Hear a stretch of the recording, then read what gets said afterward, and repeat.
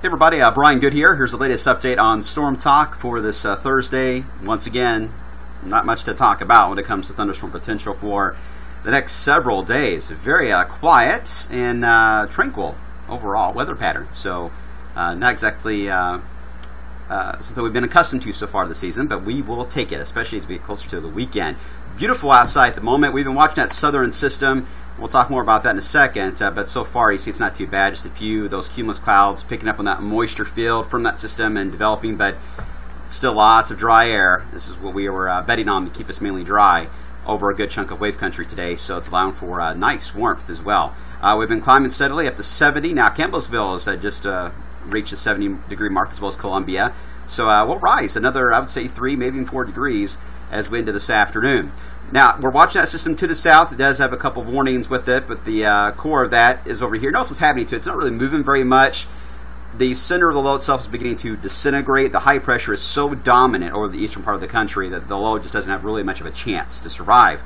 So as it begins to weaken, the spinning motion's keeping everything pretty tight and compact around the center, but as it weakens, the outer bands will begin to stretch out more. So we'll start to see some of these bands here in the northeast side stretch our arms out just a little more over our area later tonight and during the day tomorrow. One of those bands could generate a shower as they pass overhead, especially when the sun hits them tomorrow, but that's really about it. The system's on the downward trend, and that's good news. So here's Futurecast tonight. You'll see the cloud cover increase. Any shower activity tonight, I think it's going to stay across Tennessee.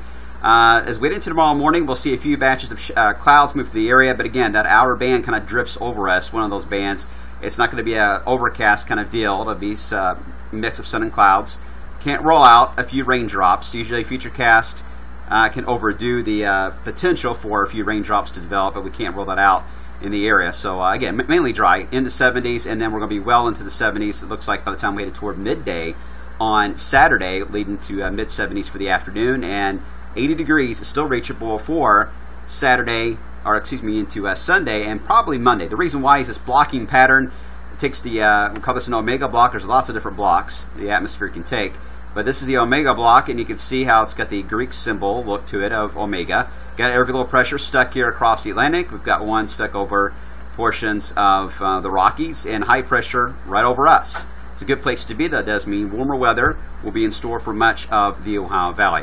We're going to keep an eye on this cold front that is going to try to sneak in as we head into early next week. I will see the latest trends are to make that more of a northeast glance kind of a deal when it does breeze on by, which is good news for us because that does mean that our chances to see much in the way of rain out of that is going to be very much minimalized. We could see maybe a sprinkle or two on Tuesday, but probably more clouds than anything, and not much of a drop either.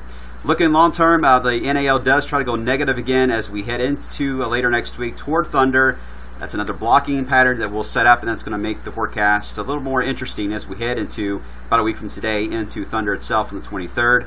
Here's the look to the GFS about the 22nd, so about the day before thunder. It has a very weak low, very similar setup to what we have today over the southeast corner of the country.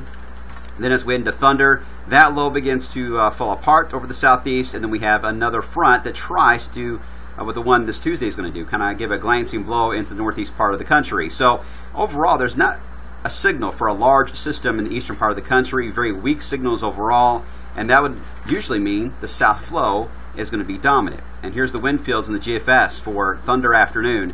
It's got a pretty good wind here, the west-southwest. That will pump in some warm air, 75 to potentially close to 80 in some locations here if that plays out just right. See, it's a little cooler to the east. That's where that weakening system's to our southeast, and then the other system here to our north is beginning to approach.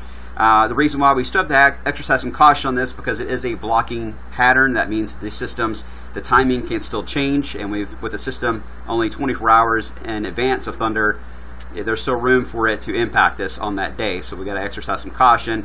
And another sign of that is the Canadian model that just came in. It has more of a northeast wind for thunder. Yes, it has a dry forecast, but a northeast wind and slightly cooler, but nothing too extreme, right around 70 for thunder itself. So not a bad forecast at this point, still for the 23rd. It's looking better, so we're likely going to raise our confidence meter on this a little bit more for this afternoon. Stay tuned for that on Way Through News Today beginning at 5. And, of course, we will have an update, too, on the thunder forecast once we get the last piece of data I'm waiting on, which will be the Euro model, which is coming in right now. We'll see you at 5. Have a good day.